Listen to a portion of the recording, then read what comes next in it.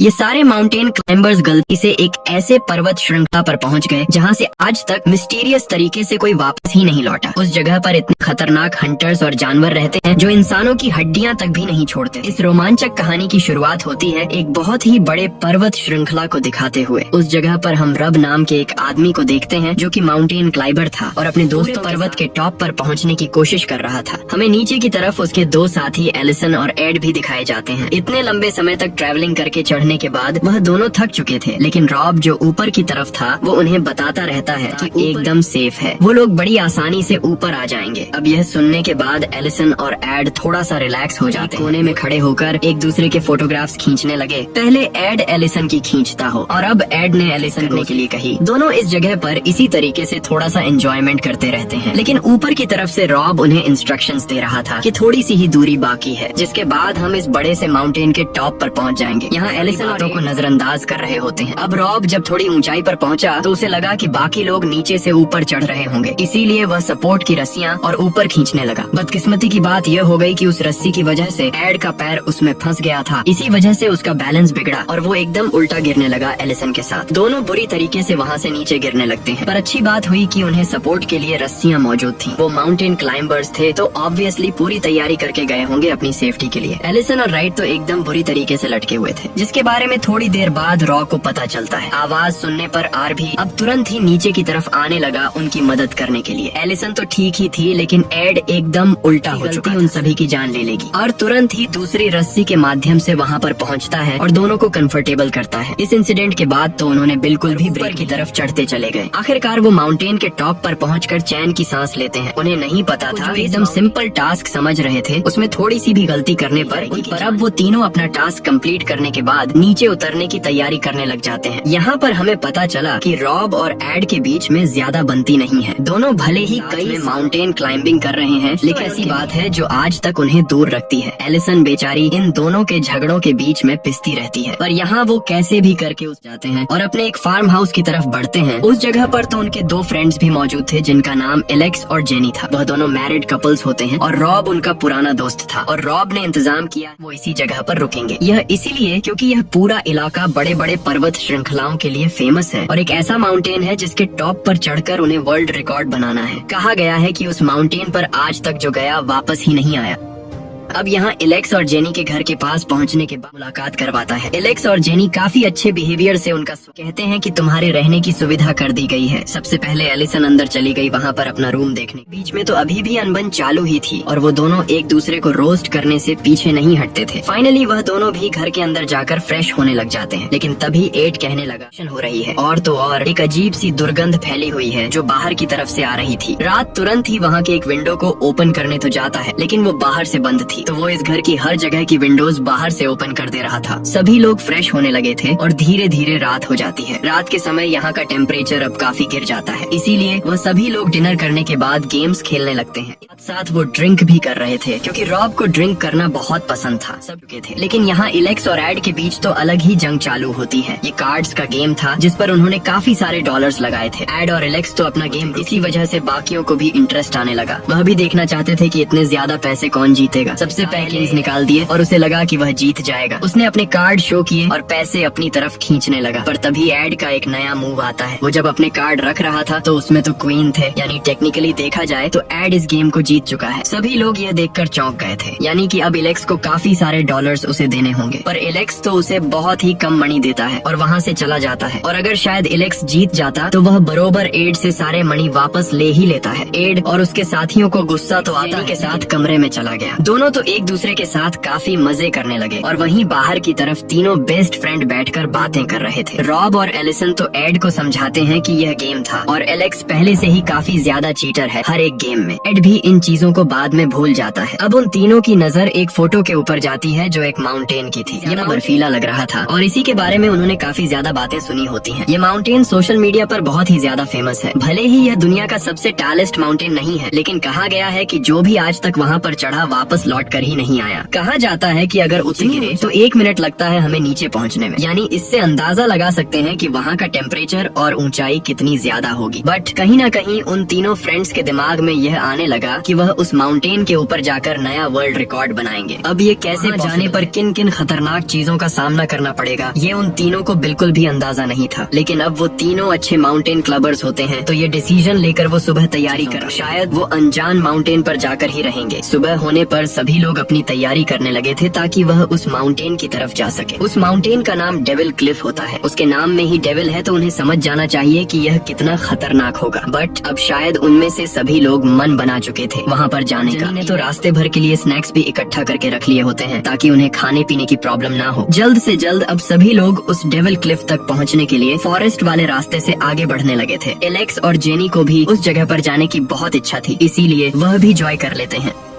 कई घंटों की ट्रैवलिंग के बाद आखिरकार वह फॉरेस्ट के आराम करने लगे। जेनी द्वारा बनाए गए वह स्नैक्स खा रहे थे और काफी मजे कर रहे थे। फिलहाल तो उन्हें ट्रैवलिंग होता है, लेकिन थोड़ी ही देर में उन सभी के होश उड़ने वाले थे। अब यहाँ एड जब स्नैक्स खाता है तो उसे जेनी द्वारा बनाई गई चीजें पसंद नहीं आती। उसे फिश बिल्कुल भी अच्छा नहीं लगता, तो एड उस स्नैक्स के बारे में बुराई करने लगा। इन चीजों को सुनकर एलेक्स भी काफी भड़क गया, क्योंकि उसकी वाइफ ने वो चीजें बड़े प्यार से बनाई। वो तो एड को कहने लगा कि अब तुम्हें बिल्कुल स्नैक नहीं मिलेगा और तुम अपनी चीजें जो चाहो वो खा सकते हो। एड भी यहाँ पर बच्चा नहीं था, वो सुनता नहीं और वहाँ से चला जाता है। सभी लोग एड को समझाने की कोशिश तो कर रहे थे, पर एड अब गुस्सा हो चुका था। उसके बाद बाकी लोग स्नैक्स खाने में बिजी हो गए और एड फॉरेस्ट के एक ऐसे कोने में चला जाता है जहाँ पर उसे कुछ आवाजें आने लगी। ये एरिया के बीच में घूम रही थी, जो किसी जानवर की तो बिल्कुल नहीं लग रही होती। एड तुरंत ही अपने दोस्तों को आवाज देता है कि उसे कुछ अनजान आवाजें सुनाई दे, आकर देख ले। रब ने जब यह बात सुनी तो वह उसकी बातों को नजरअंदाज करने लगा, क्योंकि उसे लग रहा होता है कि एड बेवकूफ बनाने की कोशिश कर रहा है। लेकिन एलिसन यह नहीं सोचती, के पास चली जाती है। एड उसे बता रहा था कि उस अनजान आवाज को सुनो जो कि उस तरफ से आ रही है। एलिसन को भी वो आवाज सुनाई दी, लेकिन वो कहने लगी कि शायद यह कोई जंगली जानवर होगा, और पास जाने पर पता चला कि यह किसी जानवर नहीं बल्कि बच्ची की आवाज है, जो कहीं न कहीं से तो गूंज रही थी। बाकी लोग भी जल्द से जल्द उस जगह पर आ गए और उन्हें भी वह आवाजें सुनाई देती हैं। तुरंत ही जब वह फ्लैट सर्फ, तो पता चला कि उस जगह पर एक छोटी पाइप निकली हुई है और उसी पाइप के अंदर से एक छोटी बच्ची की आवाज आ रही थी। सभी एकदम चौंक गए कि शायद ये हो सकता है कि उस छोटी बच्ची को जमीन के अंदर बंद करके रखा गया होगा। तुरंत ही अपने सारे सामान वहाँ पर लेकर आकर रॉब और एड उस जमीन को किसी भी हालत में उस बच्ची को बचाना होगा जो अंदर फंसी हुई है। एलेक्स तो एक लकड़ी पकड़कर खड़ा हो गया कि कोई बुरी कंडीशन आए तो वह तैयार रहे। जल्द से जल्द उस जगह को खोदने के बाद उन्हें एक वुडन ओपनर मिलता है, जिसे दूसरी तरफ करने पर पता चला कि बॉक्स के अंदर एक छोटी लड़की मौजूद है। वो काफी ज्यादा डरी हुई थी और किसी को नहीं समझता कि कौन ऐसा बुदिल है जिसने इस बच्ची को यहाँ पर कैद करके रखा होगा। अब सबसे पहले तो उस डरी हुई बच्ची को ऊपर निकालने का काम करते हैं। जो लोग नीचे थे वो बच्ची तो उन्हें काट ले रही थी। फिर जाकर जेनी नीचे उतरती है और उस बच्चे को कंफर्टेबल फील कराती है कि हम तुम्हारे दुश्मन नहीं है, हम तुम्हें यहाँ पर बचाने आए हैं। लड़की अब थोड़ा सा कंफर्टेबल हो गई थी और जल्द से जल्द वो उसे ऊपर ले लेते। उन्हें नहीं समझ जो इस बच्चे को यहाँ पर कैद करके गया, और इतनी बात क्लियर थी कि वह जो भी था वो इस लड़की को, अगर ऐसा होता तो वह उसे पाइप नहीं लगाता जिससे ऑक्सीजन अंदर नहीं आती। फिलहाल तो जेनी ने यह क्लियर कर दिया था कि यह छोटी लड़की हमारे साथ जाएगी, ये अब उनकी जिम्मेदारी है और कैसे भी करके उन्हें सेफ जगह पर लेकर जाना है। अब रॉब कर प्लान बनाने लगे कि वह यहाँ से कैसे निकलेंगे ताकि जिस भी इंसान ने उसे यहाँ कैद किया था वो वापस न आ जाए। सबसे पहले रॉब एक मैप निकाल कर वो सारी चीजें देखता है जो इस जगह से पास में है। उसने बताया कि यहाँ से 40 किमी की दूरी पर एक विलेज मौजूद है, शायद उस जगह पर जाने पे उन्हें कोई मदद मिल जाए। एलेक्स ने तो कहा कि हम रेस्क्यू टीम यहाँ बुला सकते हैं, लेकिन रॉब और एड ने यह साफ कह दिया कि यहाँ नेटवर्क कनेक्शन बिल्कुल भी नहीं है, इसीलिए मोबाइल फंस का यहाँ कोई मतलब नहीं। हाँ, अगर वह विलेज के पास पहुँच गए तो शायद नेटवर्क मिल सकता है। अब यहाँ 40 किमी उनके लिए बहुत ज्यादा दूर हो जाएंगे। अब तो उनके साथ वो छोटी लड़की भी मौजूद है, उसका कैसे रखना होगा। तब जाकर रॉब एक और रास्ते के बारे में बताता है जो शॉर्टकट था। उसकी दूरी 20 किमी से भी कम है, यानी अगर वह रास्ता पकड़े तो वह बहुत जल्दी पहुँच सकते हैं उस विलेज की तरफ। बस प्रॉब्लम इस जगह पर पहुँचने के लिए रास्ते के बीच में डेविल्स क्लिफ आते थे, यानी वही सारी क्लिप्स जिसके बारे में उन्होंने सुना था। फिलहाल तो रब उन सारी खतरनाक चीजों के बारे में बिल्कुल नहीं सोचता। उसे सिर्फ यह कंफर्म करना था कि वह जगह सेफ है कि नहीं, और अगर सेफ है तो वह रास्ते पर निशान बनाते चले जाएगा जिससे बाकी लोग फॉलो करा जाएंगे, या अगर वह विलेज तक पहुंच गए तो डायरेक्टली मदद मांगकर इनके पास पहुंच सकते थे। पर अब जेनी कहने लगी कि वह उन माउंटेन्स के ऊपर से इस बच्चे को नहीं लेकर जा सकते। बहुत सोचने के बाद रॉब एलिसन के साथ उन क्लिप्स पर जाएगा और पता लगाएगा कि मदद लाई जा सकती है कि नहीं। एलिसन जो काफी डरी हुई थी उस लास्ट इंसिडेंट की वजह से, वो उसके साथ जाना तो नहीं चाहती थी, लेकिन इससे वो काफी डरी हुई महसूस होगी। वह रब के साथ वापस क्लाइंबिंग के लिए जाना तो नहीं चाहती थी, लेकिन उसे जाना पड़ता है। यानी अब रॉब और एले हैं कि वह उस क्लिप पर जाएंगे और जितनी जल्दी हो सके मदद मांग कर लाएंगे। बाकी लोग धीरे धीरे आगे बढ़ते रहे जब तक हो सके।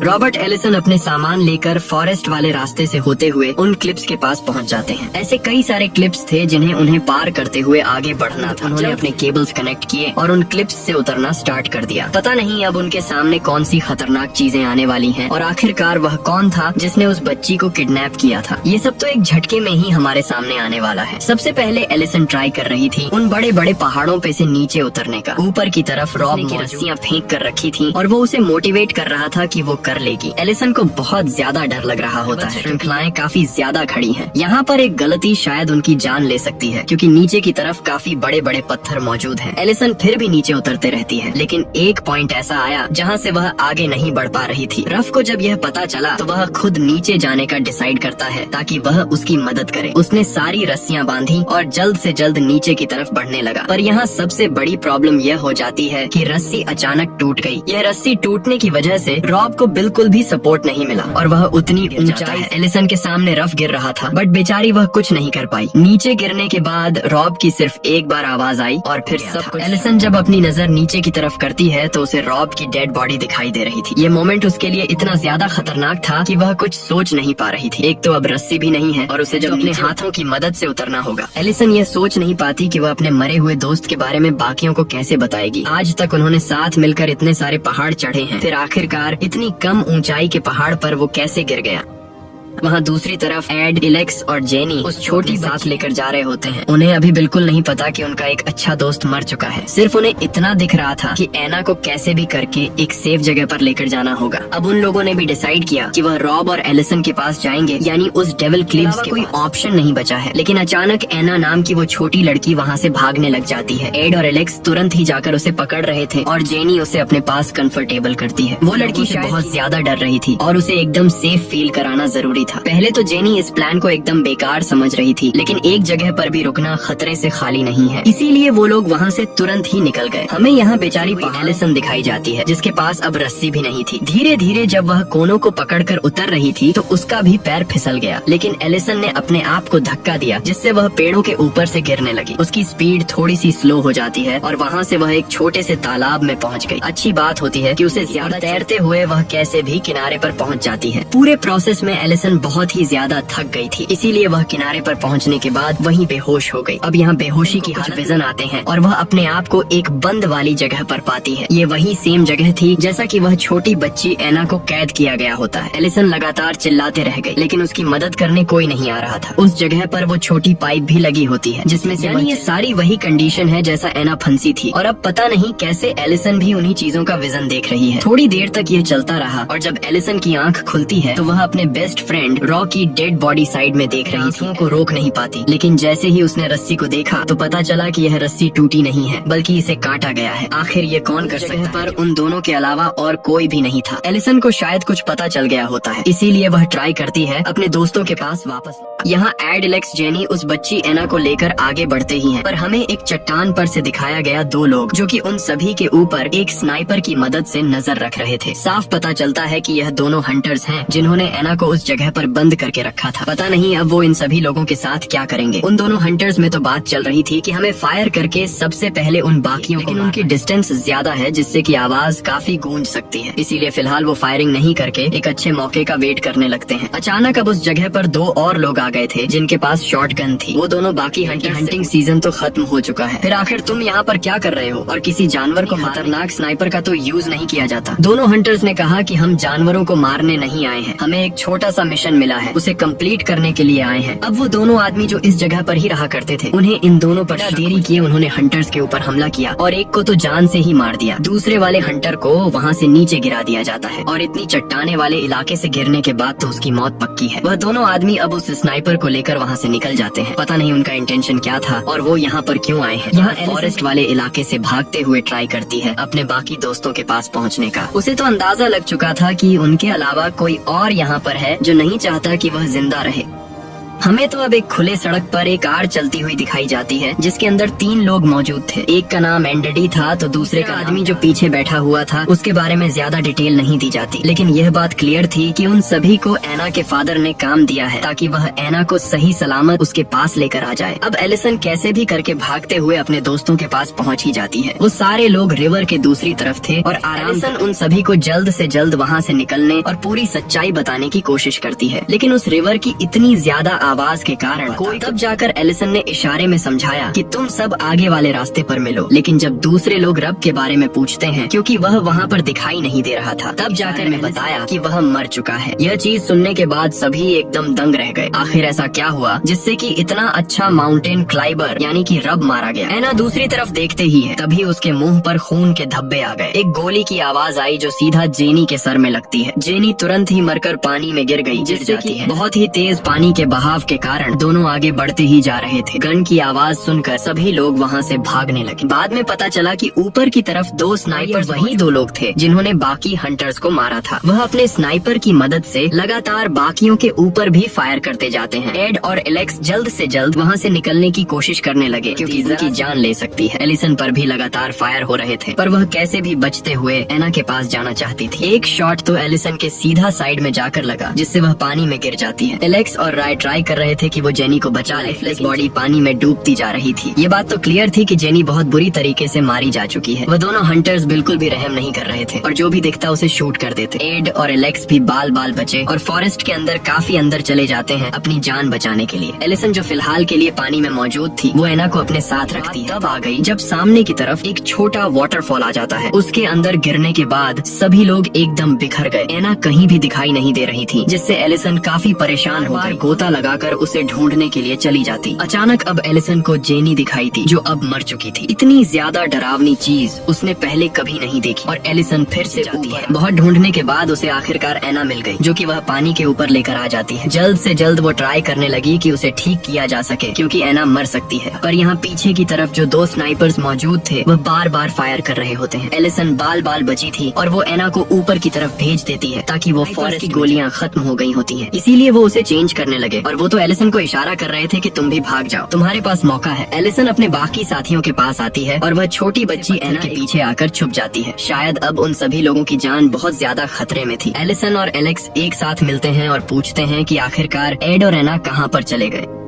बेचारी एना अभी भी पत्थर के पीछे छुपी हुई थी और समझ नहीं पाती कि वो कैसे बचे क्योंकि सामने की तरफ ही वो हंटर होता है जो गन लेकर आगे बढ़ रहा था। तभी उस जगह पर एड पहुंच जाता है और एना से लेकर जाने लगता है, लेकिन पता चला कि वहाँ पर एक बर्ड मौजूद थी और वह उड़ने लगी जिससे कि हंटर को उनकी लोकेशन का पता चल गया। वो लगातार उनके ऊपर फायर करते हुए अपने दूसरे साथी को भी उनकी लोकेशन ने एना को अपनी गोद में लिया और वह बहुत ही तेजी से भागने लगा था। अच्छी बात थी कि फॉरेस्ट के अंदर कई सारे पेड़ मौजूद थे तो उनका निशाना चूक जा रहा था। कैसे भी करके एड एना को लेकर नीचे तो आता है लेकिन एक स्लोप से लगातार नीचे गिरने लगता है। रास्ते में एना को भी बहुत ज्यादा चोट लगी और एड को भी। एड का तो सर पेड़ से बहुत तेज लगता है और उसका पैर भी टूट चुका था, लेकिन फिर भी उसने एना का साथ नहीं छोड़ा। आखिरकार वो एलिसन और एलेक्स के पास पहुंच गए थे। एना को सही सलामत देखकर एलिसन खुश हो जाती है, पर दूसरी तरफ देखने पर पता चला कि वह दोनों हंटर्स उनकी तरफ बढ़ रहे हैं। उन्हें यहाँ से जल्द निकलना होगा। पर एलेक्स ने यहाँ एड को देखते हुए कहा कि हो चुका है, वो इस तरीके से हमारी तरह जल्दी चल नहीं सकता। अब इन सारी चीजों को देखते हुए एलेक्स ने प्लान बनाया कि वो एना को लेकर भागेगा जिससे कि बाकियों को मौका मिल जाए यहाँ से निकलने का। अब उन दोनों हंटर्स को चकमा देने के लिए एलेक्स एना को नहीं कपड़ों को लेकर भागने लगता है। हंटर्स को लगा कि यह एना को लेकर जा रहा है, इसीलिए वह उसके ऊपर फायर करने लगे। एक गोली लगने के बावजूद भी एलेक्स हिम्मत नहीं हारता और आगे बढ़ता है। गोलियां लगने के बाद एलेक्स नीचे गिर गया और उसकी जान चली गई। दोनों हंटर्स जब उस जगह पहुँचते हैं तो वह समझ गए कि यह उनकी एक ट्रिक थी। बाकी लोग दूसरी तरफ से दूर चले गए होंगे। हंटर्स ने तो यह डिसाइड कर लिया कि वो उन सारे लोगों को जान से मार देंगे। अब यहाँ कैसे भी करके एड बाकियों को लेकर क्लिप से नीचे उतर जाता है। एना को काफी एलिसन उसे समझाती है और नीचे लेकर आती है। तीनों किसी भी तरीके से वहाँ पहुँचकर थोड़ा आराम करते हैं। एक समय पर एड को लग रहा था कि वो इस लड़की को अपने साथ लाकर गलती कर रहे हैं क्योंकि इससे तो उनकी जान भी खतरे में पड़ गई है। पर एलिसन साफ कह देती है कि चाहे कुछ भी हो हम इस लड़की को मरने नहीं छोड़ सकते। यानी अब वो आगे बढ़ेंगे शहर की तरफ। तो अब कार के अंदर मौजूद वह तीनों ऑफिसर दिखाए जाते हैं जिन्हें की काम दिया गया था एना को बचा कर लाने का। उन्हें भी मैसेज आता है कि 2 हंटर्स उसके पीछे पड़े हैं, तो इसीलिए एक दूसरे से बातें करते हैं कि चाहे कुछ भी हो हमें एना को बचाकर उन हंटर्स को मारना होगा। एड और एलिसन तो कई घंटों की ट्रैवलिंग के बाद आखिरकार एक छोटे से गाँव में पहुँच जाते हैं। पुलिस स्टेशन देखकर अंदर चले जाते हैं और सारी बातें बता देते हैं। फिलहाल तो वहाँ पर एक ही ऑफिसर था और वह बाकियों को बुलाने का ट्राई करता है। उस विलेज में तो एक फेस्टिवल चालू था और हमें एंडडी और डार्को भी उस जगह पर दिखाई दे रहे थे जो हंटर्स का वेट कर रहे होते हैं, यानी हंटर्स भी उस जगह पर पहुंच गए हैं। एक हंटर तो अब डायरेक्ट बात करने लगता है। वह हंटर तो डार्को से साफ कह देता है कि मुझे उस लड़की के बदले काफी $1000 चाहिए। डार्को ने कहा कि ये सारी चीजें तुम्हारी। उस हंटर ने एक किस्सा बताया कि कैसे इस तरीके से उसने एक लड़के को किडनैप किया था और पैसे मांगे थे, लेकिन उसके पेरेंट्स ने चालाकी दिखाई और सूटकेस के अंदर न्यूज़पेपर रख दिए। तो उसके बाद उस हंटर ने लड़के को जान से मार दिया। डार्को भी समझ गया कि अब एना की जान और ज्यादा खतरे में है। पुलिस स्टेशन में ऑफिसर उन्हें रोक कर रख रहा था और एड को लगता है कि शायद यह भी उन सारे हंटर्स से मिला हुआ है, इसीलिए वह इंसिस्ट करने लगा कि वो यहाँ से चले जाएं। पुलिस ऑफिसर अब जैसे ही आता है तब तक एड ने चाकू निकाल लिया, पर तुरंत ही एक बुलेट आकर पुलिस ऑफिसर को लगती है और बाहर की तरफ वो स्नाइपर मौजूद उन्हें मार रहा होता है। चारों तरफ एकदम से गोलीबारी होने लगी थी और बाहर की तरफ तो फेस्टिवल चालू था। इसी वजह से गन शॉट की आवाज का पता नहीं चलता। कैसे भी करके एड उन दोनों को लेकर पीछे वाले रास्ते से कहीं दूर चला जाता है। वो हंटर भी अब उनका पीछा करने लगा था, एक पिग मास्क लगाकर। हंटर एड और बाकियों को ढूंढ लेता है और उन पर फायर करने लगता है। एड को उसने बहुत बुरी तरीके से चोटिल कर दिया और वहीं मार दिया। बेचारी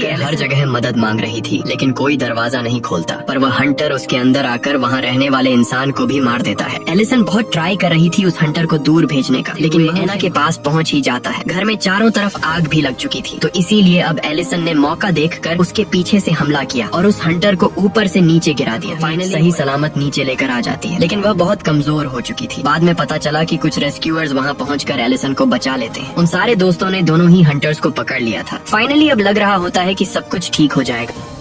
फॉरेस्ट में हमें एना के फादर को दिखाया जाता है जो एक बड़े गैंगस्टर थे। उनके सामने वह हंटर्स को और उसे बुरी तरीके से मारकर सारी इंफॉर्मेशन निकाल ली जाती है। बेचारी एलिसन बहुत ही ज्यादा घायल हो चुकी थी और उसे ट्रीटमेंट के लिए लेकर जाया जा रहा था। वो बहुत ज्यादा रो रही होती है कि एक गलती ने उसके पूरे फ्रेंड्स की जान, पता नहीं वो जिंदगी कैसे गुजारेगी। हमारी कहानी यहीं पर खत्म हो जाती है।